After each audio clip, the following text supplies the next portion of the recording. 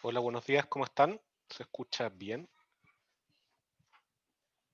Sí, súper. Ya, buenos días nuevamente. Espero que estén bien, con energía para empezar la nueva semana de clases y arquitectura, etcétera, etcétera. Cada vez queda menos para que se acabe el semestre. Yo diría que la parte medular del curso ya la pasamos.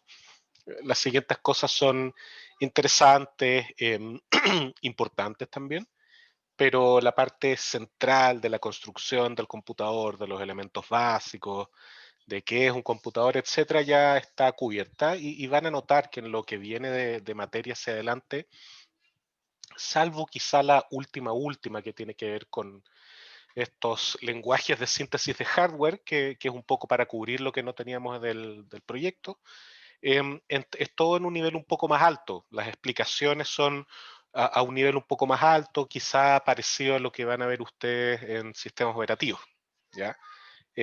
Las temáticas también son más parecidas a eso. Entonces, es una especie de cambio en el curso ya en este último tercio. ¿Ok?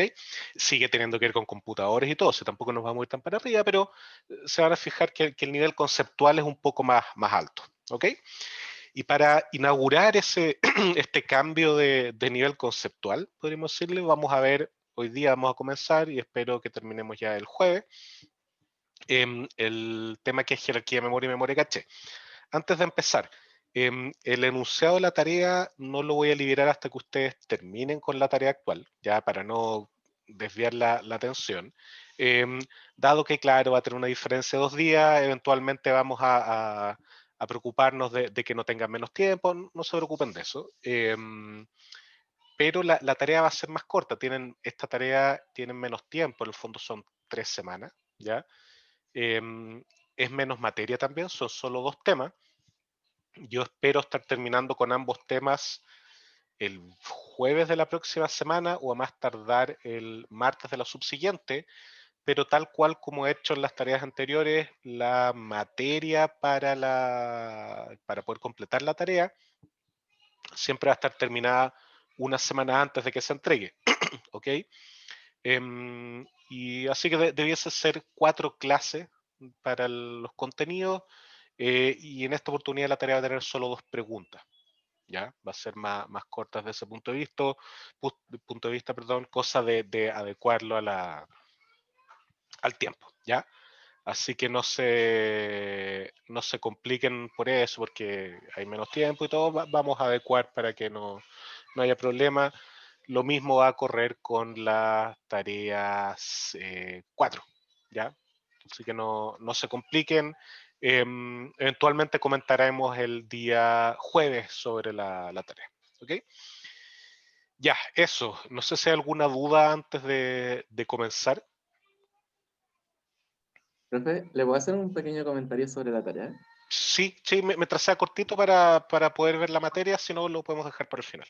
Sí, lo que pasa es que no sé si hay más, las tareas van a seguir siendo con los emuladores, Sí, que lo que pasa es que siento que en general las preguntas tienen como una barrera de entrada, ¿no es cierto? Que uno tiene que estudiar antes de empezar a responderlas, ujú, pero ujú. siento que es como un poco más o mucho más notorio en las preguntas del emulador. Sí, Entonces, mi eh, teoría es que tal vez porque no lo vemos en las ayudantías, porque las ayudantías igual explican bastante bien las otras. Entonces, mira, podría ser, yo intuyo decir que no por el siguiente motivo. Las preguntas relacionadas con el emulador, de cierta manera, tienen un poco el espíritu de lo que tenían que hacer en el proyecto, ¿ya? Y el proyecto justamente tenía, entre comillas, una barrera de entrada grande porque tenían que ponerse a investigar cómo funcionaba, etcétera. ¿Ya? Entonces, por ese lado, creo que no es nada muy distinto. Sobre las ayudantías, dedicar tiempo para el emulador podría ser. Yo creo que hay que diferenciar dos cosas. Uno, cómo funciona el emulador, que uno siempre puede ser más claro en explicar el cómo funcionan ciertas cosas, y otro, cómo resolver las preguntas de las tareas relacionadas con el emulador. ¿cachai? Sobre el primer tema, sí, yo creo que siempre podemos mejorar y ahí estamos siempre abiertos a comentarios, recomendaciones, eventualmente en una ayudantía explicar el funcionamiento de cierta parte, etcétera. Te la doy completamente. Ujú. Pero sobre la segunda parte de las preguntas relacionadas al emulador, eso es parte de lo que hay que enfrentar en los ejercicios, en parte diseñado así, que ustedes se metan, prueben distintas cosas, etcétera. Así que Ya. eso es más o menos como lo tenemos planificado. Es como si fuese un poco el proyecto, ustedes este semestre, yo digo lamentablemente, quizá para algunos afortunadamente, no tienen el proyecto, entonces van a carecer de esa experiencia y estamos tratando de cubrirlo con el tema del emulador. Claro, es que hay algunas cosas que, por ejemplo, vi que a algunos también les pasó que se tomaron mucho tiempo tratando de, ¿cómo se llama? Manejar los tipos de datos, ¿no es cierto? Que uno recibe un int, lo tiene que, no sé, pasar a binario y todo eso, y el float. Entonces, no sé si parte del objetivo de la tarea era medir también hacer ese tipo, por ejemplo, de conversiones, Sí, que tal vez... de todas maneras, es que son cosas que uno está haciendo a bajo nivel. En el emulador, o sea, en el proyecto también tendrías que haber hecho cosas así. De hecho, el proyecto iba más allá en el sentido que ustedes tenían que construir un assembler, ¿ya? Ujú. Entonces, son cosas que están desde el inicio planificadas así, desde el punto de vista de uso de elementos, entre comillas, de nuevo, de bajo nivel. Así que sí, es parte de el trabajar con cosas de bajo nivel. Yo les mencioné desde el principio del curso que la materia es acumulativa, ¿ya? No en el sentido de que vamos a hacer una pregunta explícita sobre representaciones numéricas más adelante, pero sí de a Ya, poco iban a estar ocupando todas las cosas. claro. Ya. Ese era mi comentario. Gracias Ya, pues, por... no, gracias de todas maneras, sí, tomamos las cosas y el diseño es como les mencioné. Ya, eso, comencemos con la materia de jerarquía de memoria y memoria de caché. Ya, y como les mencioné, va a ser un poco distinto a lo que estamos acostumbrados en este curso. Tampoco tanto, pero van a notar un cierto cambio. Entonces, comencemos analizando el flujo de una instrucción. ¿Ya? ¿Qué es lo que está pasando en un computador? Podría ser el computador básico, en este caso es el X86. Entonces, me interesa que veamos cuáles son los distintos pasos por los que, valga la redundancia o cacofonía, pasa esta instrucción al momento de ser ejecutada. ¿Ok? Este mismo análisis lo vamos a repetir en 3 semanas más o menos, con otra materia. Entonces, yo voy a partir dando el puntapié, cosa que tengan una noción de por dónde vamos. Lo primero que pasa, ¿ya? Cuando uno ejecuta una instrucción, en particular esta, fíjense, sumo el contenido de la memoria apuntada por el registro BX, ¿ya? Que es una palabra, lo sumo con AL, ¿ya? Ahí yo estoy especificando que es una palabra, porque AL es de 8 bits. Sumo esas cosas, después las guardo nuevamente en la posición de memoria apuntada por el registro BX. ¿Ok? Entonces, lo primero que yo voy a hacer, y es transversal a todas las instrucciones, en este caso el X86, pero en cualquier computador cuenta lo mismo, es leer la instrucción desde la memoria. Siempre, es lo primero que uno hace, ¿ya? Si no, no se puede hacer nada. Y en este caso, ese paso de leer la instrucción desde la memoria se llama fetch, ¿ya? Yo agarro la instrucción, tal cual como fetch, ¿ok? ¿Qué es lo que vendría a continuación? ¿Qué etapa creen ustedes o da lo mismo el nombre que le pongan, pero qué paso vendría a continuación en la ejecución de algún tipo de instrucción, de esta en particular? ¿Por qué se la jugarían ustedes que habría que hacer? ¿Enviar las distintas señales de control? Ya, perfecto, pero antes de, tiene relación con eso, de todas maneras. Pero justo antes de enviar las señales de control, ¿qué es lo que hace la unidad de control? Porque la unidad de control recibe un opcode, ¿ya? Y lo transforma en las señales de control. Entonces, esa acción de la unidad de control, ¿cómo la podrían mencionar ustedes en castellano? ¿Qué es lo que hace la unidad de control? Un mapeo, como indica Rafaela, es una buena una buena idea de nombre, traducir también, una traducción exacto, ya, súper. Acá lo vamos a llamar una decodificación, ¿ya? Entonces va a ser un decode, en que agarra un código y lo decodifica en las distintas señales. En este caso, un opcode, ¿ya? Que es un código de la operación o de la instrucción, y lo transforma en una serie de señales de control, ¿ok?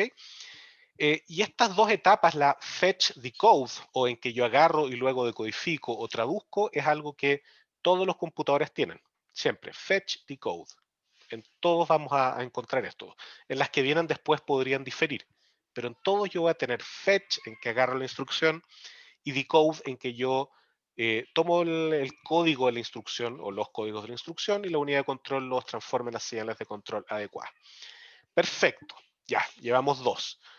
En esta instrucción en particular, ¿cuál podría ser la siguiente etapa? Una vez que yo ya tengo decodificadas las acciones que hay que hacer, ¿ya? En el o los ciclos de la instrucción. ¿Qué es lo que vendría a continuación? ¿Qué se les ocurre que habría que hacer? Fíjense en la instrucción, ¿ya? En pasos atómicos, mencionemos, ya pensémoslo así. ¿Qué hay que hacer a continuación para poder tener generar o dar un paso más para generar el resultado? ¿Alguno de ustedes se le ocurre? Antes de ejecutar, Rafael indica ejecutar en el chat antes de ejecutar. ¿Ya? Buscar que hay en BX. Buscar que hay en BX, por ejemplo, ya cargar BX. Entonces, eso, que en este caso es BX e ir a la posición de memoria, lo vamos a llamar de manera genérica, ¿ya? Como obtener los datos de la memoria. ¿Ok? Podría ser que esos datos estén en los registros, ¿ya? Podría ser que esos datos estén en la memoria caché, que es lo que vamos a ver en un rato más, o podría ser que esté en la memoria principal. Eventualmente puede ser que el dato esté en el disco duro. Eso también lo vamos a ver un poco más adelante y lo vamos a profundizar en la unidad que viene después. ¿Ya? Entonces, eso de obtener el dato de memoria, ¿ya? U obtener los datos, va a ser la tercera etapa, ¿ya? Que algunas veces le llamaremos MEM, otros por otro nombre, pero por el momento vamos a llamarle obtener el dato de la memoria, ¿ya? Contestando un poco lo que indica Catalina en el chat sobre llevar las señales a la ALU, eso ya pasó en la unidad decode, ¿ya? Las señales ya fueron enviadas, ¿ya? O van a ser enviadas en el momento que la unidad de control crea que hay que sincronizar, ¿ya? Pero eso ya de cierta manera está cubierto, no nos preocupamos. Cada elemento ya sabe lo que tiene que hacer. Si lo ejecuta en este momento o posteriormente es otra cosa. ¿Ok? Ya. Entonces, paso 4, ustedes ya lo habían mencionado, es el execute, ¿ya? O ejecutar las cosas en la ALU, ¿ya? Que aquí, de nuevo tomándome el comentario de Catalina, es un poco distinto. No es recibir las señales, sino que ella la recibió y acá va a ejecutar lo que se pide. ¿Ok? Paso final, ¿cuál podría ser? Ya tengo 4, va falta un quinto en que yo ya tengo el resultado calculado. ¿Ya? De acuerdo a esa instrucción de ahí, ¿qué es lo que me faltaría por hacer? Retornar el resultado, como indica Yadrina. Perfecto, ¿ya? Y esto lo vamos a llamar como escribir en memoria o write back, ya de manera general, porque la memoria podría ser, como les mencioné, el registro, memoria caché, la memoria principal o el disco duro eventualmente. Ya nos va a dar un poco lo mismo donde es, pero le vamos a llamar a esta etapa el write back, en que yo escribo de vuelta los datos nuevos que generé. ¿Ya? Yo podría eventualmente tener etapas en que no voy a la memoria principal o que no escribo en la memoria principal. ¿Ya? Pero eso de nuevo nos va a dar un poco lo mismo. Vamos a tratar de unificar los 5 pasos de esta instrucción, pensando en que memoria es algo genérico donde están los datos, ¿ya? No están en la parte de ejecución o control de la CPU. ¿Ok? Ya, entonces tenemos una instrucción general que va a tener estos 5 pasos, ¿ya? Y vamos a asumir que todas tienen estos 5 pasos. Entonces yo a continuación lo que les voy a mostrar es el tiempo, ¿ya? Que demoran cada una de estas partes en ejecutarse en promedio para una instrucción de este tipo, ¿ya? Podrían tomar más tiempo, ¿ok? O menos tiempo, pero en promedio vamos a tener que la lectura de la instrucción desde memoria, fetch, toma 50 nanosegundos, el decode 0,5 nanosegundos, luego obtener el dato de la memoria 50 nanosegundos, ejecutar, esto va a depender de la instrucción, pero en este caso un add va a tomar 0,5 nanosegundos, perdón, y finalmente escribir el resultado en memoria va a ser 50 nanosegundos. ¿Hay algo que les llame la atención de estos números o de esta distribución de tiempos en base a las partes de la instrucción? ¿Hay algo que les choque fuertemente?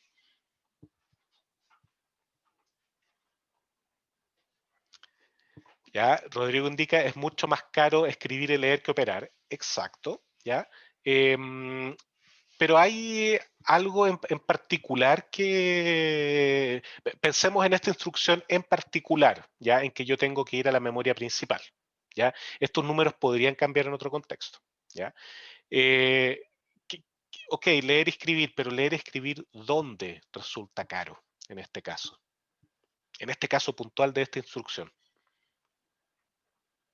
A la memoria, como indica Tomás, ¿ya? Exactamente, o sea, si yo hago las cosas en la CPU, ¿ya? A ver, leer de un registro también la CPU, pero acá estamos en una instrucción que tiene que ver con la memoria. El leer la instrucción, perdón, el decodificar y el ejecutar, ¿ya? O sea, enviar las señales y luego tomar el contenido de los registros, ¿ya? Y ejecutar la operación relacionada con ello, toma muchísimo menos, ¿ya? De hecho, 100 veces menos que leer o escribir un dato en memoria, ¿ya? Y es un tremendo problema porque yo podría llegar y decir, voy a subir la velocidad de mi CPU subiendo la frecuencia del clock, ¿ya? Y acá vemos que eso da un poco lo mismo, ¿ya? Porque subiendo eso yo quizá voy a reducir de 0,5 nanosegundos o de 0,1, o sea, perdón, o de 1 nanosegundo, las partes que tienen que ver con el clock, a, no sé, 0,7 nanosegundos, 0,8, lo que sea. Imagínense una mejora de un 20%. Pero el resto domina. Tengo 150 nanosegundos que están invertidos en leer la instrucción de memoria, obtener el dato en memoria, escribir el resultado en memoria, ¿ya? De hecho, si uno dice, ¿sabes qué? Voy a asegurarme que el dato ya haya estado en memoria, ¿ya? O sea, no voy a tener, obtener de memoria, sino que, te lo voy a poner así, obtener dato de el registro, y esto pongámosle que toma, no sé, un nanosegundo, ¿ya? Y escribir resultado en registro, voy a poner aquí, y esto toma un nanosegundo, ¿ya? Igual nos queda que lo que domina es esto de acá, ¿ya? Y no tengo otra que agarrar la instrucción de memoria, que es donde están las instrucciones, ¿ya? Entonces, sea como sea que yo tenga una instrucción, ¿ya? Ocupe datos de los registros o de la memoria, ¿ya? Yo en algún momento, en alguna instancia del computador, voy a tener que ir a memoria, ya sea para obtener la instrucción de memoria, ¿ya? O para obtener en algún momento un dato de la memoria, ¿ya? O para en algún momento escribir algún dato en la memoria. No me queda otra, en algún momento voy a tener que ir a esta memoria y eso implica que todos mis números de rendimiento se me van para abajo, ¿ya? Y esto es de verdad pésimo y es un problema real, ¿ya? Más o menos grave dependiendo de las arquitecturas, pero es un problema siempre real, ¿ya? Y de hecho, acá va uno de los primeros elementos que se aprenden en el curso, que de verdad importan desde el punto de vista de rendimiento a lo que ustedes programan en la actualidad, ¿ya? O sea, un programa que no tenga claro esto del el tiempo que se demora en obtener las cosas de memoria, ¿ya? Y es un programa que requiere ejecutarse rápidamente, cálculo científico, cosas por el estilo, va a funcionar lento, ¿ya? Y es algo que ustedes hasta este momento de la carrera no están acostumbrados, ¿ya? Ustedes en discreta sí estudiaron el tema, los que han hecho discreta, u otros cursos relacionados, estudiaron el tema de la complejidad, del orden de ejecución de los algoritmos, la notación O, etcétera, ¿ya? Pero eso es algo teórico, ¿ya? Que obviamente se ve reflejado en la práctica, ¿ya? Pero no tiene que ver necesariamente con cómo ustedes programan algo. ¿Ya? Lo que yo les estoy diciendo acá es que ustedes podrían tener el algoritmo que tiene complejidad polinomial o lineal incluso, ¿ya? Pero si no toman en cuenta esto de la demora que existe al leer o escribir en memoria va a funcionar pésimo. ¿Ya? Incluso podría ser que un algoritmo con peor orden de ejecución funcionase mejor. ¿Okay? Entonces esto es súper importante desde el punto de vista de los computadores. En general los lenguajes tratan un poco de ocultarlo, de buena manera, no haciéndose los lesos, y muchas veces uno de los programas que construye no lo necesitan, ¿ya? O sea, un sitio web, ¿no?, le da un poco lo mismo, pero cuando yo tengo que hacer cálculos o atender muchas cosas por segundo, programa en tiempo real, esto ya comienza a ser muy, muy importante, ¿ok? Entonces aquí ustedes podrían decir, fregamos, pues, ¿qué vamos a hacer? Tenemos que ir a memoria en algún momento, nos vamos a tener que comer esta lentitud siempre, ¿ya? Pero resulta que no es así, ¿ya? Hay bastantes arreglos que se pueden hacer y los vamos a empezar a ver a continuación, si no cortaría la clase acá y todos terminados, ¿ya? Y estas soluciones que les voy a presentar no tienen que ver necesariamente con un análisis, un avance tecnológico o ideas geniales, sino que tiene que ver con la manera en que escribimos código, ¿ya? Porque si nosotros escribiésemos código de una manera, que es lo que le mencioné recién, adecuada o no adecuada, esto puede hacer una diferencia enorme en el tiempo de ejecución, ¿ok? Entonces, antes de seguir con eso, ¿hay alguna pregunta de lo anterior o eventualmente alguna idea de esto que voy a mencionar sobre los principios de localidad o cómo creen ustedes que nosotros los humanos escribimos código? Porque acá no me quiero meter con respecto a las máquinas, porque las máquinas que ya escriben código eventualmente podrían escribir un código completamente, una estructuración de código completamente distinta, parecido a lo que pasó con el AlphaGo, este sistema de DeepMind que destruyó al campeón de Go, que finalmente era porque jugaba distinto, ¿ya? Acá eventualmente las máquinas van a programar distinto, ya se han visto cosas así. Entonces, esto es pensando en cómo programamos los humanos, ¿ya? Entonces, bueno, les entrego la palabra eventualmente. ¿Hay alguna duda al anterior o alguna idea de cómo es que nosotros los humanos escribimos código y cómo podríamos aprovecharlo? ¿Alguna noción, idea, pregunta? ¿Algo? Para no estar hablando solo. ¿Nada? Profe, Dale. quizás como cada vez que vayamos a ir a buscar algo de memoria, sacar más de a una, entonces nos ahorramos como, no sé si es que tiene sentido como computacional o se puede hacer, pero en vez de ir a buscar, no sé, por ejemplo, una instrucción a memoria, ir a buscar las siguientes 10 instrucciones. Es un súper buen punto, ¿ya? Y es algo que podría servir. Vamos a ver algo relacionado con eso más, en una slide más, algo así. Así que sí, o sea, es un punto súper importante. El tema es si tiene sentido hacerlo en el contexto humano o en el contexto en que nosotros hemos estructurado los programas, ¿ya? Y va a ser interesante porque al encontrarle o no sentido, vamos a ver en qué momentos se cumple eso y en qué momentos no se cumple eso, ¿ya?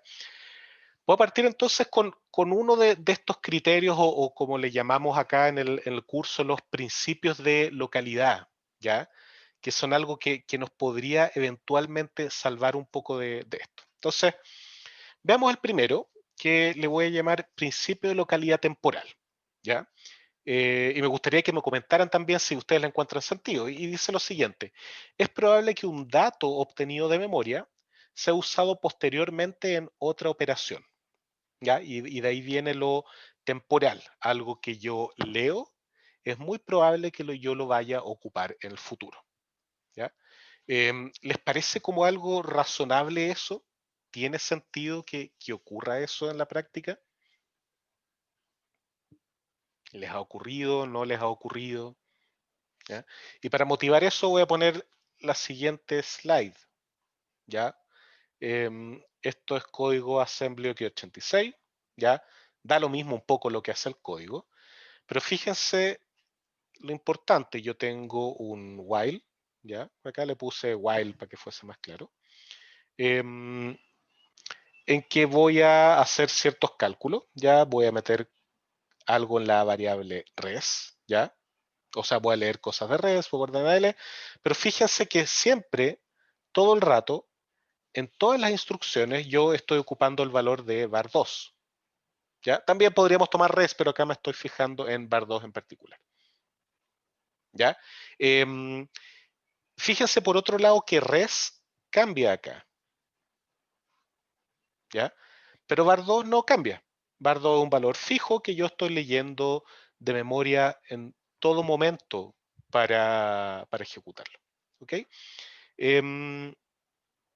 Si uno estuviese escribiendo código de más alto nivel, Python, por ejemplo, y este var2 fuese un valor que yo en algún momento calculo, ¿ya?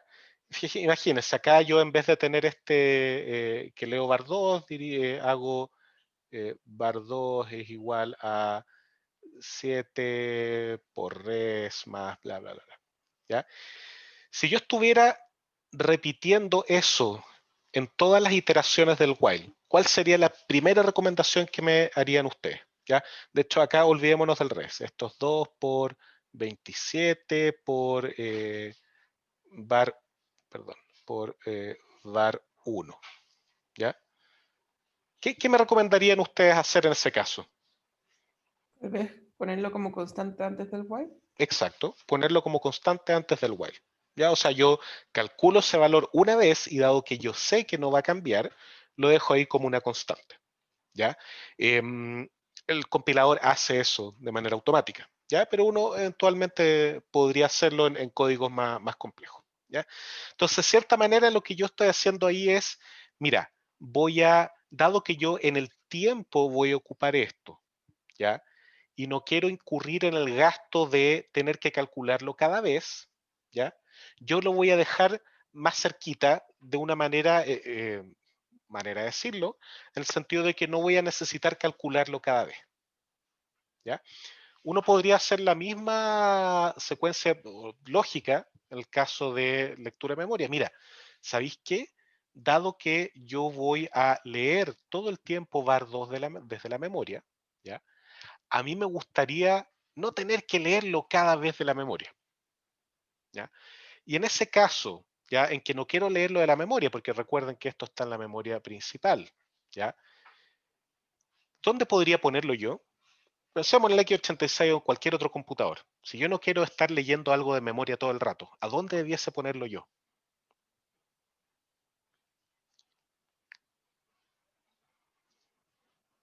Registro, como dice Benjamin.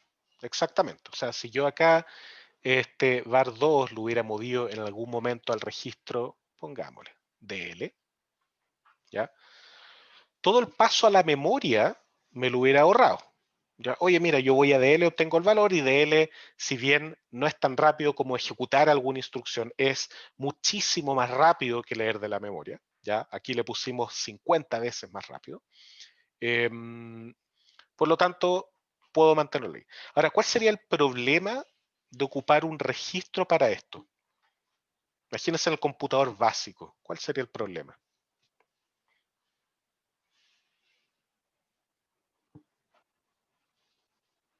Muy pocos registros, como dice Rafaela. Exactamente. ¿Ya? Y ahí alguien podría decir, pero pongámosle más registro al computador. Perfecto. Pero ahí está el segundo problema que vamos a hablar un poco más adelante, que tiene que ver con el costo de los registros. Los registros son carísimos, es de lo más caro que hay porque son muy rápidos. ¿Ya? Entonces ahí tenemos un gran problema y hay otro problema que tiene que ver con la complejidad, que el tener muchos registros en un computador hace que luego la optimización de código que hace el computador sea más compleja. ¿Ya? Entonces, ok, podríamos pensar en una manera de evitar o aprovechar, en realidad no evitar, sino que aprovechar esta localidad temporal en que un dato que yo leo en algún momento en memoria lo voy a seguir leyendo, va a depender del algoritmo, pero es típico. Nosotros leemos una variable de algún lado y la estamos ocupando varias veces, una constante, por ejemplo. ¿Ya?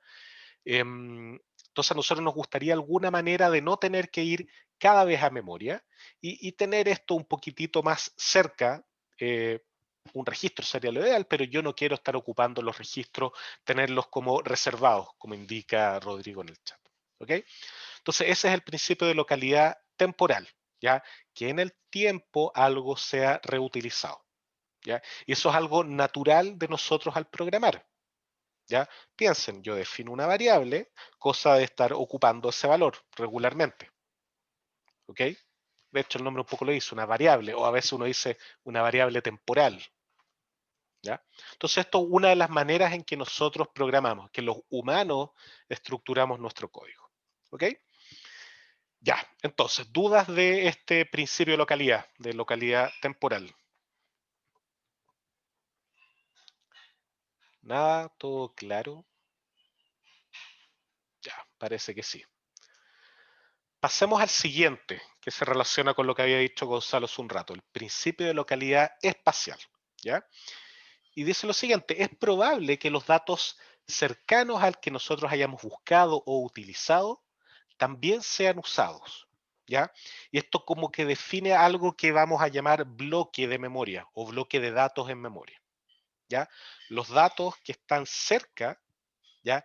Tienden a ser utilizados en conjunto, ¿ya? Ya les voy a poner el código para ejemplificar esto, pero ¿de dónde podría venir esta localidad espacial? ¿Ya? Em, porque a mí me parece súper razonable decirlo, ¿ya? Pero aterrizarlo a algo que nosotros hacemos es distinto, ¿ya? ¿Es efectivo esto de que nosotros em, leemos los datos que están cercanos en memoria o localmente cercanos? ¿Es efectivo eso, no? O pensémoslo, ya, justo lo que Tomás dice, justo lo que yo quería decir. Un arreglo funciona así, ¿ya? O una lista en Python, ¿ya? Yo digo, voy a poner en una lista las cosas, ¿ya? Y yo el mero hecho de pensar en que eventualmente voy a iterar en esa lista, me refuerza este principio de localidad espacial, ¿ya? Muy distinto a que si yo hubiera dicho, mira, en realidad voy a ocupar un diccionario, ¿ya? Porque el diccionario no tiene nada que ver con la localidad espacial, ¿ya? De hecho, la localidad del diccionario viene dada por la llave, ¿ok? Y dos llaves que son cercanas, ¿ya? No tienen por qué ir a terminar en un espacio de memoria cercano. Es justamente la idea de esto, ¿ya? Pero en un arreglo, en una lista, sí es así, ¿ya? Y a mí al menos me parece, no digo que esté mal ocupar diccionarios, al contrario, ¿ya? Pero la manera en que uno generalmente organiza las cosas mentalmente es más parecido a cuando está programando, a un arreglo que a un diccionario, ¿ya? Y si vemos el siguiente código, tiene que ver un poco con eso, ¿ya? También código assembly x86 y yo defino acá un arreglo, ¿ya? Su largo y una variable promedio. Y fíjense que acá nuevamente dentro del while, yo voy a hacer la lectura de bx más si, ¿ya? Donde bx es digamos, el inicio del arreglo, ¿ya? Fíjense acá. De hecho, esto es incorrecto, acá debiese ser lea, ¿ya? Pues es como una amalgama de x86 con ¿cómo se llama esto? Ah, perdón, sí, no, está mal, está mal. Con ¿cómo se llama esto? Con el computador básico, ¿ya? Pero ok, aquí lo que estoy buscando es la dirección de inicio del arreglo. Y luego yo en cada iteración voy a ir incrementando el SI, ¿ya? Por lo tanto voy a ir leyendo de uno en uno el contenido del arreglo. Ya de hecho el SI acá es podríamos llamarlo un iterador, ¿ya? Entonces fíjense que yo en cada uno de los pasos voy a estar leyendo uno de los elementos, ¿ya? Y siempre es el elemento que viene a continuación, ¿ya? O eventualmente un elemento cercano. Acá yo podría decir 2, no es correcta la sintaxis, pero sería 2 por SI, ¿ya? Y ok, no hay mayor problema, ¿ya? Entonces hay una cercanía ya en este momento espacial en las cosas que yo quiero leer, ¿ya? Y esto es el principio de localidad espacial, ¿ya? Que Como les decía, datos que, si yo leo un dato, es muy probable que vaya a leer otro dato que está cercano, ¿ya? ¿Están de acuerdo con esto? ¿Les parece que no es muy utilizado, etcétera? O si están de acuerdo, sí, mira, uno programa, los humanos al menos programamos así.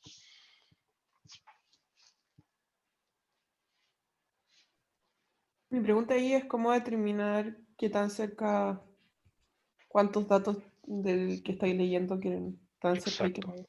exacto, toda la razón, y ese es un problema que si bien existe, nosotros no lo enfrentamos, nosotros decimos ya vamos a ocupar tal tamaño, pero eso tiene que ver con pruebas que hacen los fabricantes de CPU, etcétera, y que han hecho por muchísimo tiempo para encontrar el tamaño exacto de esta localidad. ¿Ya? Así que es un problema que nosotros no enfrentamos, pero que no es tan complejo. ¿Ya? Tiene que ver más bien con avance tecnológico que con un aspecto teórico, y eventualmente uno puede encontrar esto ejecutando múltiples, en algún momento esto creo que lo pregunté en una prueba, uno ejecuta múltiples programas, verifica distintos tamaños para esto y ve cuál es el que mejor rendimiento entrega. ¿Ya? Entonces, ok, para que tengan una noción, está más o menos calculado que el 80% del tiempo de un código, de un tiempo de ejecución de un código, pasa leyendo el 20, es realizado, perdón, en el 20% del código que está escrito. ¿Ya? Es como una regla de Pareto, pero desde el punto de vista de la ejecución del código. ¿Ya? O sea, que la gran mayoría del código se ejecuta muy poco y una parte muy pequeñita, un 20% más o menos, se está ejecutando la gran mayoría del tiempo. Por lo tanto, el asociar temporal o espacialmente lo que tiene que ver con ese código suena como bastante razonable para poder aprovechar estos principios de localidad. En particular, si es que yo todo eso, datos y código que se ejecutan en ese 80%, lo tengo puesto en un lugar, digamos, cercano, desde el punto de vista de velocidad de acceso, yo termino con este problema de la lentitud de la memoria. Me olvido, ¿ya? Porque el 80% del código va a poder ejecutarse muy rápidamente, ¿ya? Y ese otro 20%, ¿ya? O sea, 80% del tiempo de ejecución, ¿ya? Y ese otro 20%, ¿ya? Se va a ejecutar muy poco. ¿Ya? Voy a repetir, Rafael, la pregunta por esto mismo, lo voy a repetir. No es un comportamiento, algo que se pueda demostrar, sino algo que se ha visto en la práctica, que del tiempo de ejecución de un proceso, ¿ya? El 80% del tiempo de ejecución de ese proceso, ¿ya? Termina ejecutando una parte muy pequeña del código, ¿ya? El 20% de ese código más o menos. Aquí estoy combinando dos 80 y 20, el 80 y 20 el tiempo de ejecución con el 80 y 20 del el código, ya de la extensión del código.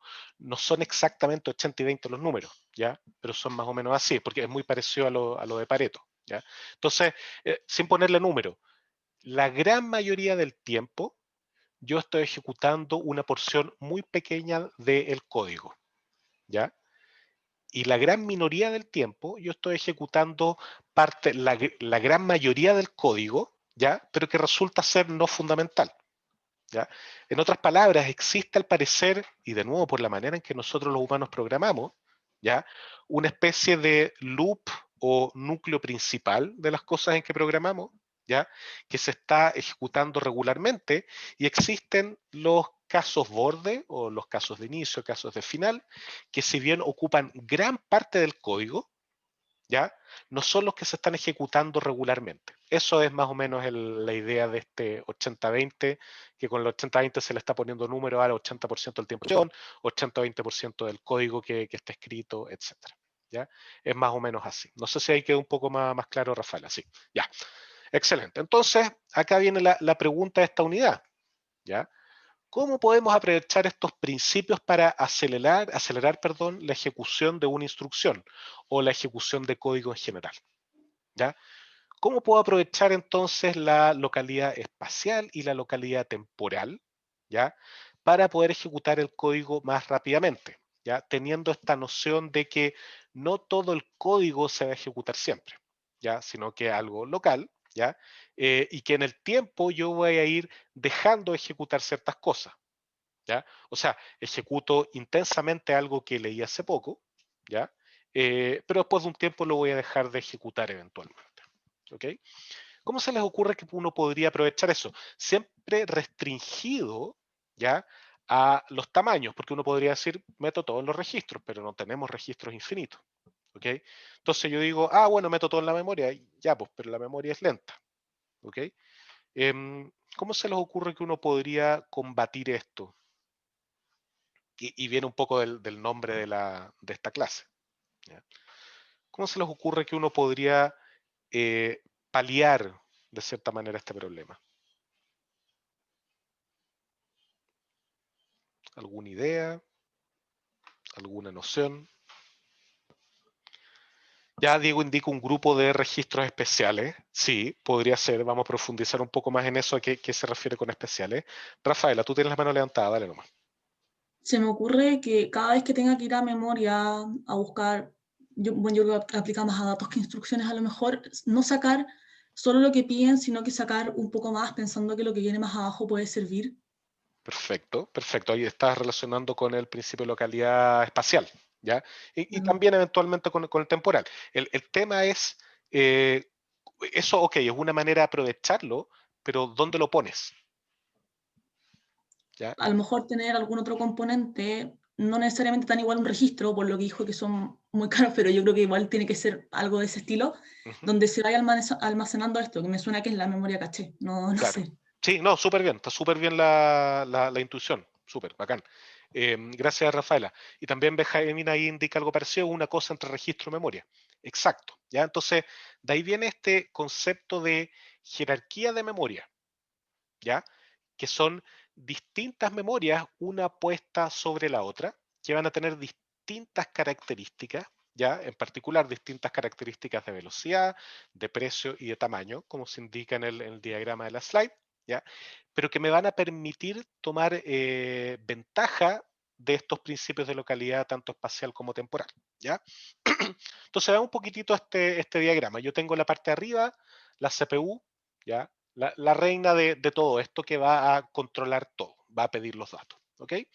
Entonces, en la primera etapa tenemos los registros, ¿ya? En la siguiente, no, de hecho, aquí voy a saltarlo, lo voy a hacer de otra manera. Acá yo voy a tener los registros, ¿ya? Dentro de la CPU, ¿ok? Y luego de eso yo voy a tener esta jerarquía de memoria, ¿ya? Con una tecnología que se llama SRAM, ¿ya? Que es casi la misma de los registros, pero un poquitito más lento. O sea, es la misma que los registros, pero los registros tienen otras cosas más para hacerlos más rápido, ¿ya? Y esto es lo que va a estar pegado a la CPU, ¿ya? Lo más cerca. Y esto va a ser lo que vamos a conocer como la memoria caché, ¿ya? Porque a continuación de la memoria caché, ¿ya? O sea, la caché está, como bien decía Benjamín, entre registros y memoria. Yo voy a tener memoria con tecnología de RAM, que esta es la memoria principal, ¿ya? ¿Ya? Y este D de Dynamic y este S de Static, ¿ya? Y yo a continuación, acá en realidad podría decir no disco magnético, podría poner un SSD y acá más abajo podría poner el disco magnético, ¿ya? Da un poco lo mismo. Igual los tiempos de lectura y escritura siguen siendo muy altos comparado con una memoria, ¿ya? Entonces fíjense que acá yo tengo una jerarquía de memoria de 3 capas o 3 niveles. El primero está dado por la memoria caché, el segundo por la memoria principal y el tercero por aquí lo voy a llamar por el almacenamiento, que es más lento, puede acelerarse de todas maneras, pero va a seguir siendo más lento que la memoria principal, ¿ya? Entonces, fíjense que yo a medida que subo la jerarquía, aumenta mi velocidad, ¿ya? Tiempo de acceso, digamos, no tiempo de transferencia. Tenemos acá 5 millones de nanosegundos para un disco magnético, tenemos 50 nanosegundos para una memoria RAM, pero para la caché, ¿ya? Podríamos tener alrededor de 0,5 nanosegundos, ¿ya? O 1 nanosegundo como habíamos puesto hace un rato. Entonces, ok, fantástico, mientras más arriba voy, más rápido soy. Totalmente de acuerdo. El tema es que mientras más arriba voy, más aumenta el costo, ¿ya? Si el giga, ¿ya?, de un disco magnético cuesta $0.2 y el giga de memoria RAM cuesta $20, esto en realidad ha ido bajando, ahora está mucho más barata. El giga de memoria como para caché cuesta alrededor de $2.000, ¿ya? Entonces uno ahí dice, chuta, ya estoy acostumbrado a tener gigas de memoria RAM, pero acá ni loco puedo tener gigas de memoria caché. No tiene sentido. Menos aún tener gigas de registro. ¿Ya? Y en realidad, de acuerdo al principio de localidad temporal, da lo mismo tener memorias temporal espacial, perdón, da lo mismo tener gigas de registro. Ya sabemos que en la práctica nos va a dar lo mismo porque estamos ejecutando, perdón, poca parte de los datos y del código. ¿Ya? Entonces, ok, estoy subiendo el precio, pero hay que ver si es que efectivamente esto es algo tan complicado. Agustín pregunta en el chat, ¿la diferencia de costos es por una fabricación más compleja o solo porque son percibidas como más valiosas? Es de materiales, ¿ya? Es mucho más complejo desde el punto de vista materiales, circuitería, construir registros y memoria caché. No es netamente por un tema de percepción, no llega. Si hay algo que tiene el mercado, el hardware, en general, no siempre, pero la mayoría de las veces, es que los precios tienen salvo Apple, saquemos a Apple acá, los precios tienen que ver más con las capacidades de las cosas que con el valor irracional que le damos los humanos, ¿ya? Hay ciertos casos que no cumplen con eso. Apple, por ejemplo, ¿ya? Apple podría tener un hardware, no digo que sea así, pero eventualmente podría tener un hardware inferior a otros fabricantes, ¿ya? Pero por ser Apple tiene un costo mayor. Trae otras cosas, que el software, la integración, lo cool, ¿ya? Que no sé a esta altura qué tanto es, quizás hace de año atrás. Pero se le agrega otro precio por ahí. También pasó un poco con las GPU y el mining de criptomonedas, ¿ya? Pero ahí tenía que ver más con que sabían acabar, era un tema de oferta-demanda, en que no había GPU para comprar porque los mineros de criptomonedas habían comprado todas, ¿ya? Entonces un problema un poco distinto, pero en general el mercado del hardware es sumamente justo en cuanto a precio / capacidad, ¿ya? Si algo es más caro, generalmente es porque es mejor, ¿ya? O tiene algo mejor, no porque, o sea, bueno, ahora cambia un poco porque está el tema de todo el estilo, hasta memoria RAM con luces RGB, no sé, hay de todo, ya que eso algunos podrían percibirlo como mejor, depende del gusto, ¿ya? Pero desde el punto de vista de ejecución, velocidad, etcétera, el mercado del hardware es muy claro. Más caro es porque es más rápido o mejor desde el punto de vista de ejecución de alguna manera. ¿Ok? Ya, entonces vamos subiendo en cuanto al costo, pero por otro, y en relación con eso, en general uno va bajando, perdón, aumentando en tamaño a medida que uno baja en la jerarquía, ¿ya? Aquí uno podría hablar ya quizá de 8 gigas, pero en memoria caché uno está hablando alrededor de los megas, ¿ya? En memoria RAM los gigas y en memoria de disco almacenamiento alrededor de los teras, ¿ya? Y esto tiene que ver con dos cosas. Por un lado, el elefante en la sala, que es este, ¿ya? $2.000 por 1 giga, indica que no puedes comprar 1 giga de memoria caché. No puede ser, no tiene ni un sentido, ¿ya? Pero resulta que comprar algo 1000 veces de menor capacidad, ¿ya? Chuta, sí tiene sentido, ¿ya? Ahora, nos sirve tener alrededor de megas, en realidad no es un mega esto, digamos, alrededor de megas, ¿ya? ¿Tiene sentido tener megas de memoria caché y no tener cientos de megas de memoria caché o gigas de memoria caché?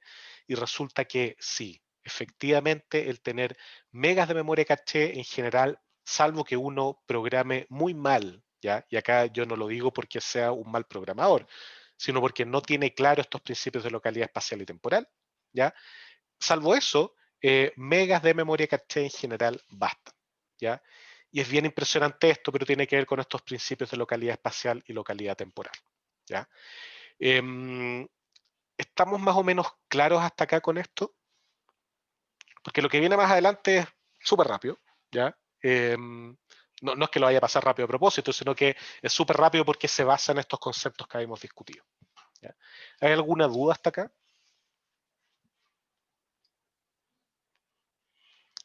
Nada al parecer. Yo Sí, dime. O sea, como que en verdad solo me queda la duda como de, o sea, puede llegar a pasar de que la memoria caché como que colapse porque, no sé, ocupé mal el espacio en un programa, así. O sea, la memoria caché va a llenarse. De hecho, la memoria caché por definición tiene que trabajar llena. Porque si no está trabajando llena, significa que estáis desaprovechando algo. Estáis yendo a o tienes pocos datos y está bien en el sentido que podéis trabajar con eso, o no estáis ocupando capacidad de la memoria caché y estáis yendo a la memoria principal a obtener los datos. Entonces la memoria caché siempre va a funcionar colapsada o a capacidad, ¿ya? Y ahí vamos a ver la próxima clase qué criterios podemos ocupar para sustituir el contenido de la memoria caché, generando el menor impacto posible en el rendimiento.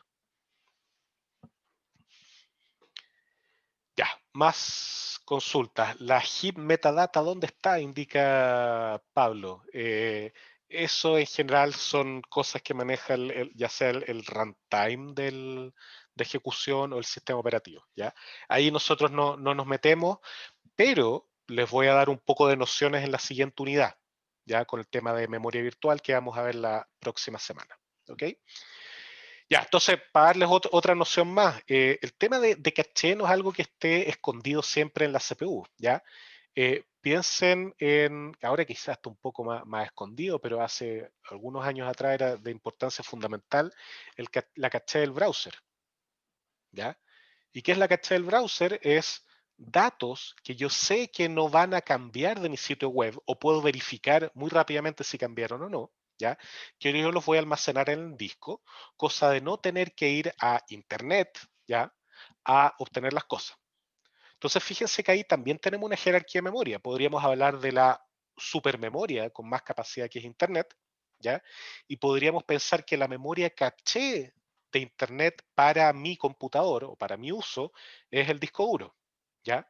Donde yo estoy almacenando un subconjunto muy menor de los datos que hay en internet para yo poder acceder a las cosas rápidamente, ¿ya? Y ese es un concepto de caché que estamos ocupando siempre, que estamos acostumbrados, ¿ya? De hecho, muchas veces uno dice, ya, tengo que borrar la caché porque está cargando mal las cosas, ¿ya? Y estamos absolutamente acostumbrados a tener eso. Tú me preguntas, entre medio tenemos el DNS. Sí, no, el DNS siempre se mete. De hecho, hay que verificar si el contenido de la caché está up to date, etc. ¿Ya? Entonces, el DNS siempre va a jugar un rol ahí. Pero resulta que hacer consultas al DNS o verificar si es que un contenido ha cambiado es muchísimo más barato, ¿ya? Que el tener que descargar el contenido. Sobre todo en las épocas como esta, en que los sitios web pesan varios megas, ¿ya? Ahí de verdad hay que cachear mucho el código y los recursos. Es bien impresionante porque los sitios web a esta altura son aplicaciones desde hace ya varios años atrás. ¿Ok? Ya, entonces, ese es el concepto de jerarquía de memoria. ¿Ya? Entonces, teniendo eso, ahora ya podemos irnos por un tubo y empezar a ver cosas y definiciones y conceptos relacionados con la memoria caché. ¿Ya? Luego, en otra parte del curso, vamos a retomar un poco lo de la jerarquía de memoria, en particular lo que tiene que ver con esta relación, ¿ya? Memoria y disco. Pero en este caso, nosotros, en esta unidad al menos, nos vamos a centrar en la caché y en su relación con la memoria principal. ¿Ok? Entonces, antes de empezar con la memoria caché, tenemos que evaluar o definir cómo vamos a medir el rendimiento de una jerarquía de memoria. Y para eso nosotros definimos 4 métricas distintas, ¿ya? Que si bien en este slide puede que no queden tan claras cuando vayamos viendo la materia y viendo los ejemplos, ¿ya? Que seguramente por tiempo vamos a empezar la siguiente clase con un ejemplo, ya va a tener más sentido. Entonces primero vamos a definir el hit rate, ¿ya? Como la cantidad de veces, si yo tengo la cantidad de accesos a memoria, ¿ya? Eso yo le voy a poner en el denominador, ¿ya? El hit rate es la cantidad de veces que encontré las cosas en caché. Encontré en caché, ¿ya? O sea, de la cantidad de veces que yo fui a memoria a obtener algo, ¿ya?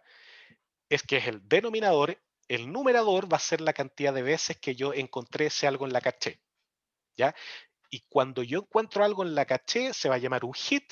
Por lo tanto, la tasa a la que yo encuentro cosas en la caché se va a llamar el hit rate, ¿ya? Y en general, uno apunta a tener un hit rate de ojalá 0.99, por ahí, ¿ya? O sea, solo uno de cada 100 lecturas tiene, o escrituras tiene que ir a la memoria principal, perdón, y el resto tiene que ir a la caché, ¿ya? Y esto tiene directa relación con los números que habíamos puesto antes. ¿Se acuerdan que leer de un registro era 0,5 nanosegundos y leer de memoria es 50 nanosegundos, que era 100 veces más?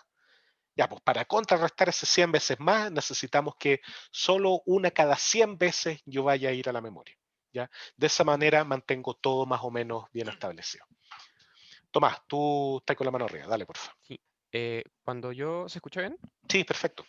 Cuando escribo o leo de la memoria principal, esos 50 nanosegundos que habíamos dicho son como un overhead como básico, como si quiero leer como 10 datos, me voy a demorar más o menos lo mismo que si quiero leer un dato, o por cada vez que leo cualquier cosa voy a tener esa penalización de 50 nanosegundos. Ya, súper buena pregunta. Es un costo fijo. Acá no, es el costo de acceso. No estoy pasando por el costo de la transferencia, ¿ya? Ya, Porque el costo de la transferencia puede ser muy reducido. Tú puedes tener un bus de memoria más ancho, ¿ya? Y puedes leer más cosas al mismo tiempo, etcétera. Eso se puede arreglar. Pero la latencia de ir a la memoria, ¿ya? Es lo que te puede matar, ¿ya? Ahora, todos estos números que estoy poniendo, para simplificar, son de leer una palabra de memoria, ¿ya? Para que quede todo más o menos homogéneo. Pero lógicamente van a incrementarse si son más datos, pero eso también corre para la caché, ¿ya? Así que eso no, nos vamos a olvidar un poco. ya. Gracias. De nada. Ya, entonces este hit rate va a estar ojalá del orden del 0,99, ¿ya? Vamos a definir además el miss rate, ya que es 1 menos hit rate, ¿ya? La cantidad de veces o la tasa de veces a la que yo tengo que ir a la memoria para obtener un dato, ¿ok? Y ahí nada fuera de lo común. El hit time, ¿ya? Va a ser el tiempo que yo voy a demorarme entre ir de acá, de mis registros en la CPU, a mi memoria caché, que está acá, aquí, esto es la caché, ¿ya? Y verificar si yo tengo el dato, ¿ya? Ahí, ¿ok? Y eventualmente va a depender si de una manera u otra, del ejercicio, como lo vamos a definir, esto podría incluir el traer el dato a la CPU, ¿ya? Si el dato es una palabra de memoria, lo vamos a incluir. Si el dato son más datos, no lo vamos a incluir, ¿ya? Va a depender, todo eso va a quedar claro desde el punto de vista del ejercicio, etcétera. Pero para todos los efectos, si estamos hablando de leer una palabra de memoria, el hit time es el tiempo que yo me demoro en ir a la memoria caché, verificar si está el dato y obtener el dato. ¿Ok? Entonces va a incluir todo, salvo que sean más datos, más de una palabra, ¿ya? Y finalmente el miss penalty, ¿ya? O sea, si esto tiempo de acá, ida y vuelta, es el hit time, ¿ya? El miss penalty va a ser todo este tiempo de acá, el miss penalty. O sea, cuando yo me doy cuenta que no tengo el dato en la memoria caché, el miss penalty va a incluir lo que yo me demoro en bajar en la jerarquía hasta encontrar el dato, leerlo y actualizar la memoria caché con ese valor, ¿ya? Todo eso va a ser el miss penalty. Y este miss penalty es muchísimo más grande que el hit time, ¿ya? Y eso es justo lo que queremos evitar, ¿ya? De hecho, ahora este miss penalty va a ser más grande que el tiempo que nosotros nos demoramos en ir a memoria, ¿ya? Porque tenemos que verificar si está en la caché, etcétera, ¿ya? Y escribirlo de vuelta en la, o sea, no verificar si está en la caché, sino escribirlo de vuelta en la caché, decidir qué elemento de la caché sacar, si es que está llena, etcétera. ¿ok? Entonces, estos son las 4 métricas principales que vamos a ocupar, ¿ya? Uno puede definir también, ¿ya?, una métrica general, que es el tiempo promedio de acceso al sistema, ¿ya? Que tiene que ver con, que si no me equivoco están los apuntes, que estoy corrigiéndolos, los voy a subir hoy día, ¿ya? Pero tiene que ver con ocupar probabilidades totales para definir esto. Yo sé que más de alguno le puede venir dolor de cabeza por pensar en probabilidades totales, ¿ya? Pero acá es sumamente simple, es en el fondo el hit rate, ¿ya?, por la cantidad de veces que yo voy para allá, por el miss rate y el miss penalty, y eso es lo que me va a demorar en leer las cosas. ¿Ya? En el fondo es multiplicar por el hit rate, el tiempo que yo me demoro en leer las cosas de la caché, ¿ya?, que es el hit time, ¿ya?, y por otro lado, por el miss rate, ¿ya?, incluir el hit time más el miss penalty de todo eso. Y con eso uno puede calcular el tiempo promedio de acceso a memoria, y lo que uno va a buscar es minimizar ese tiempo en general en una CPU o en un computador. ¿Ok? Entonces esas son las definiciones de métricas que vamos a utilizar para evaluar la calidad o bondad de estos sistemas. ¿Ya? Entonces, ya definido todo eso, podemos entrar en tierra derecha con la memoria caché. ¿Ya? Como les mencioné, la memoria caché ocupa el primer nivel de la jerarquía. Interesantemente, la memoria caché se encuentra en la CPU a esta altura. Ya partieron los primeros computadores teniendo la memoria caché fuera de la CPU, en la tarjeta madre, pero esto significaba que había una demora entre ir de la CPU a la tarjeta madre. Entonces ahora está en la CPU, pero a veces también hay un poco de caché afuera, etc. ¿Ya? Pero para nosotros la memoria caché va a estar en la CPU por un tema de velocidad. Pero el tema es que la CPU o el core de la CPU o la unidad de control de la CPU no tiene idea que la caché existe. ¿Ya? O sea, para la CPU solo existe la memoria principal. ¿Ya? Y acuérdense que si no es memoria principal es dispositivo de input-output, pero esta memoria caché es otra cosa. No es un dispositivo de input-output, ¿ya? Yo no tengo acceso a él. No es la memoria principal, no es la CPU, es un bicho raro que se encuentra al medio que nadie tiene idea que existe, ¿ya?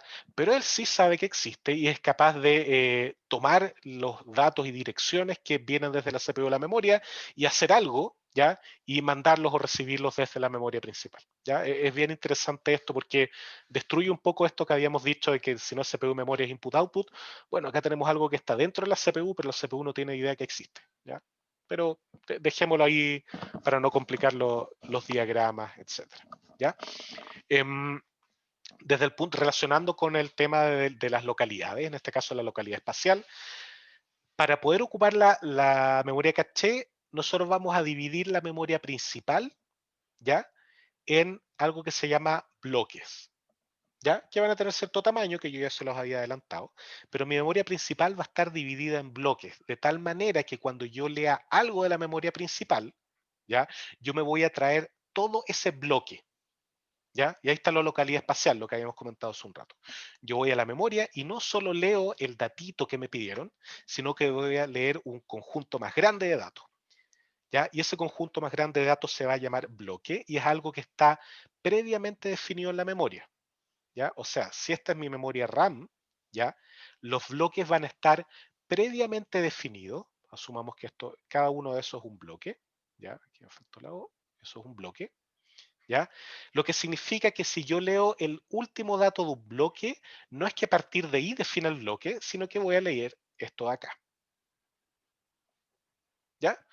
Chuta, ¿no es óptimo? Sí, no es óptimo, pero hay que vivir con eso porque es la manera de simplificar esto de tal forma que podamos ocupar de manera útil la caché y no agreguemos más circuitería. ¿Ya? Entonces, si esto es la memoria RAM o la memoria, no voy a ocupar RAM, voy a ocupar la memoria principal, la memoria principal, ¿ya? Mi memoria caché que va a estar acá, que va a ser más chiquitita, también va a tener un símil a estos bloques, pero se van a llamar líneas, ¿ya? Y la caché también va a tener estas líneas, que es el mismo tamaño de un bloque, ¿ya? O sea, todavía no defino cómo voy a asociar las cosas, pero yo tomo un bloque de acá y este bloque me va a caber justo en una línea de la caché, ¿ya? O sea, bloque y línea tienen el mismo tamaño. Ahora, de nuevo, bloque y línea no son lo mismo. No es solo que uno esté en la memoria principal y otro esté en la memoria caché. ¿ya? Cuando hablamos de bloque de memoria, en general nos estamos refiriendo a algo lógico, ¿ya? Nos estamos refiriendo también a un bloque de datos, ¿ya? Y cuando hablamos de una línea de la caché, estamos hablando de algo físico, ¿ya? En este espacio de la caché, ¿ya? Así que hay una diferencia un poco conceptual. Los bloques de memoria o los bloques de datos son asignados a líneas de la caché, ¿ya? Por un lado lógico, por el otro lado físico, ¿ok? Es importante tener eso claro. También coincide con que la memoria está dividida en bloques físicos, etcétera, pero es mejor pensarlo desde el punto de vista lógico porque lo que va a pasar es que distintos bloques de datos van a caer en distintas líneas de la caché. ¿Ok? Entonces, bloques en memoria principal, líneas en la caché para aprovechar la localidad espacial. ¿Ya? Las flechas bidireccional, pregunta Diego, exactamente. ¿Ya? Pero desde el punto de vista de la transferencia, acá esta flecha que dice unidireccional tiene que ver con la asignación. ¿Ya? Por eso la dice así, yo asigno bloques de memoria a líneas de la caché. ¿Ya? Yo no asigno líneas de caché a bloques de memoria, pero la transferencia de datos es bidireccional. ¿Ok? Eso sí, no hay duda. Porque la caché de cierta manera está funcionando de intermediario con la CPU, entre la CPU y la memoria. ¿Ya? Aquí yo tiro para acá datos y acá voy a hacer otra flecha de datos. ¿Ya? Pero la asignación es distinta. Y acá, contestando la segunda pregunta, Diego, no hay igual cantidad de líneas y bloques, ¿ya? Y eso es un resultado de esto. No puedo tener la misma cantidad de líneas y bloques si el costo de la memoria RAM es 100 veces menor que el costo de una memoria SRAM, ¿ya? Por lo tanto, yo tengo que vivir con una cantidad menor de memoria caché y de alguna manera tengo que arreglármelas, para sacarle el mayor provecho, ¿ya? Lo interesante es que a pesar de todo este hambre de cosas raras, para describir el funcionamiento solo necesito entender la comunicación con la CPU y con el siguiente nivel de la jerarquía, que es la memoria. ¿Ya? Me va a dar lo mismo el cómo se conecta la CPU con el disco, que el input-output, me va a dar lo mismo cómo se conecta la memoria principal con el disco, chao, me da lo mismo. Solo me interesa cómo la caché engaña a la CPU y cómo la caché se comunica con la memoria principal. No es necesario más que eso. ¿Ya? Entonces, como les mencioné, la CPU solo sabe que existe la memoria principal. ¿Ya? En particular, conoce el tamaño de la memoria principal. ¿Ya? No sabe nada más que eso. De hecho, peor aún, como vamos a ver en la siguiente unidad la próxima semana, ni siquiera sabe eso la CPU. ¿Ya? A la CPU le engañamos burdamente y le decimos casi que tenemos memoria infinita. Y la CPU se hace la gil y no le importa. ¿Ya? Pero en esta unidad al menos le vamos a decir que tiene el tamaño de la memoria principal. No tiene idea del tamaño de la caché, tiene sentido porque yo les mencioné recién que la CPU no tiene idea que existe una caché. ¿Ya? ¿Y quién hace la transformación entre, oye, esto está en la caché, la memoria, bla, bla, bla? Todo eso, una pieza muy interesante que está dentro de la caché, que se va a llamar el controlador de la caché. ¿Ya? Tal cual como los dispositivos de input-output, la memoria caché también tiene un controlador. No es solo memoria, es memoria con cómputo. ¿Ya?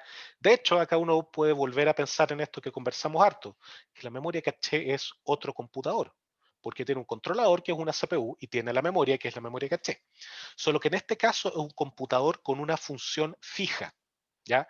No es un computador, y acá va a sonar horrible, no es un computador programable. ¿Ya? Por lo tanto, no es un computador de acuerdo a la noción de computador que definimos la primera clase. ¿Ya? Este es un computador con una función fija, que es la traducción entre elementos de memoria RAM a la CPU. ¿Ya? Y ese es el controlador de la caché. ¿Okay? No lo programamos, está metido ahí en una CPU seguramente, con su unidad de control, etcétera, pero nosotros no nos metemos ahí. ¿Ya? Y las funciones que debe implementar este controlador son esencialmente dos. Uno que es el mecanismo de acceso a datos, que es cómo yo asocio bloques de memoria de la memoria principal o bloques de datos a líneas de la caché y luego cómo voy cambiando esos elementos en la caché, dado que la caché es de menor tamaño, eso es el mecanismo de acceso a datos. Y por otro lado, la política de escritura. Una vez que un dato en mi memoria caché ha sido modificado, ¿cuándo o si es que debo modificarlo en la memoria principal? ¿Ya? De eso se encarga la política de escritura. Y son esos dos labores las que tiene que cumplir el controlador de la caché. Nada más. Mecanismo de acceso a datos y política de escritura. ¿Ok? Y dentro del mecanismo de acceso a datos, ya hay dos cosas que vamos a ver. Uno, las funciones de correspondencia. Y esto es el mapeo línea bloque. ¿Ya? Que va a ser lo que más tiempo nos va a ocupar, y luego las políticas de reemplazo, que tienen que ver con la localidad temporal, que era el concepto de localidad o principio de localidad que no habíamos tocado desde el punto de vista de construcción de la caché, ya la correspondencia de líneas y bloques apuntada a la localidad espacial. Las políticas de reemplazo me van a decir, mira, dado que tu memoria caché está llena y quieres poner un nuevo bloque en alguna de las líneas, ¿cuál tienes que sacar? ¿Ya? Y de eso se van a tratar las políticas de reemplazo. Y luego, posteriormente, son las políticas de escritura que hemos hablado recién. Y en particular, ahora, estos 2 minutos que quedan, vamos a empezar a ver una de las funciones de correspondencia, ¿ya? Que es la de mapeo directo, que es la más simple, es la más directa, y de hecho yo lo voy a mencionar acá en estos 2 minutos. Hoy día voy a subir los apuntes y la idea es que le puedan pegar una mirada al mapeo directo en los apuntes, cosa que quede más claro, ¿ya? Entonces, con este esquema de mapeo, que es el mapeo directo, ya que es el más simple, cada bloque de la memoria principal se asocia a solo una línea de la caché, ¿ya? O sea, el bloque 3 solo va a ir a la línea 8, por decir alguna cuestión, ¿ya? Pero ¿cuál es el problema? Que puede ser que el bloque 88 también pueda ir a la misma línea. De hecho, va a pasar, porque la memoria caché es más pequeña, ¿ya?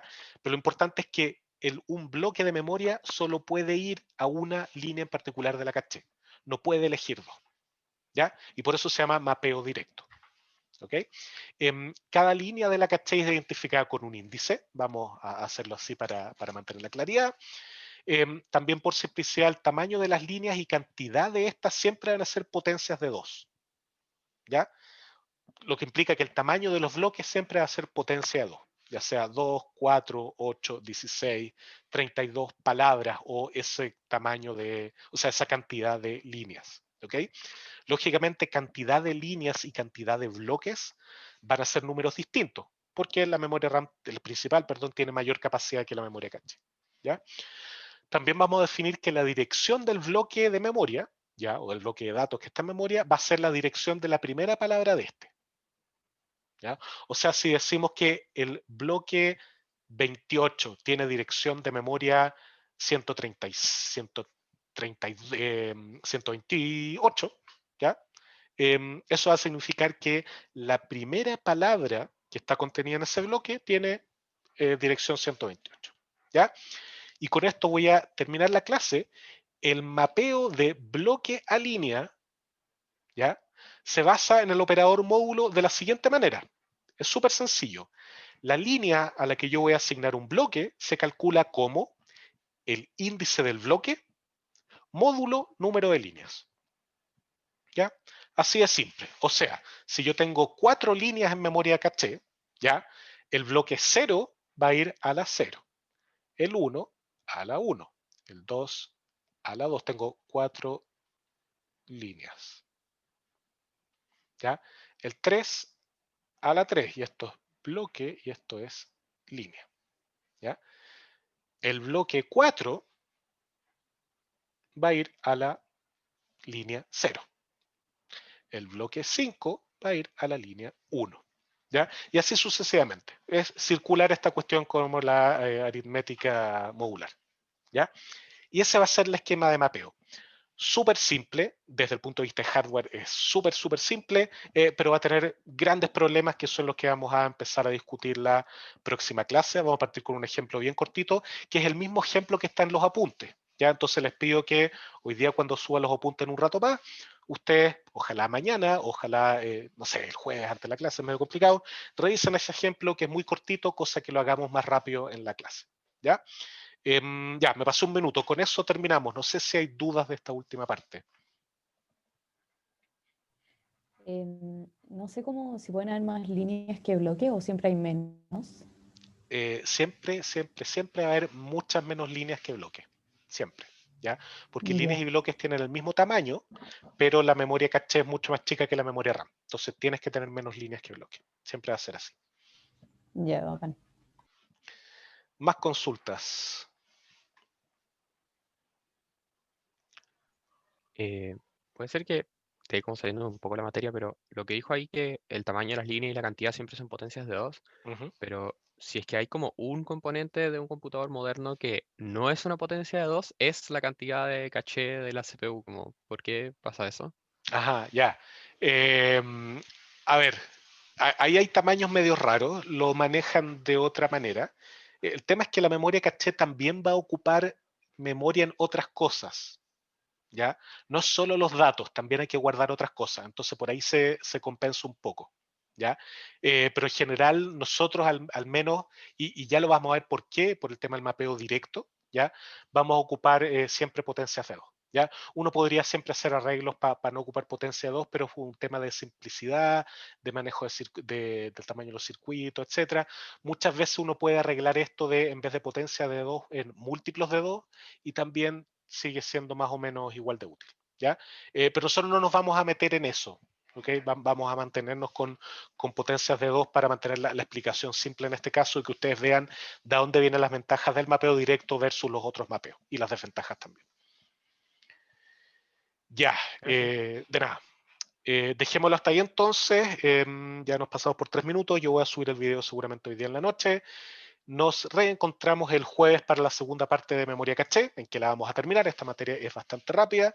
Y como les dije, vamos a partir con un ejercicio. Ojalá puedan haber visto el ejercicio en los apuntes cuando yo lo suba. Es súper corto. Ya no les va a tomar más de 5 minutos ver el ejercicio. Eso.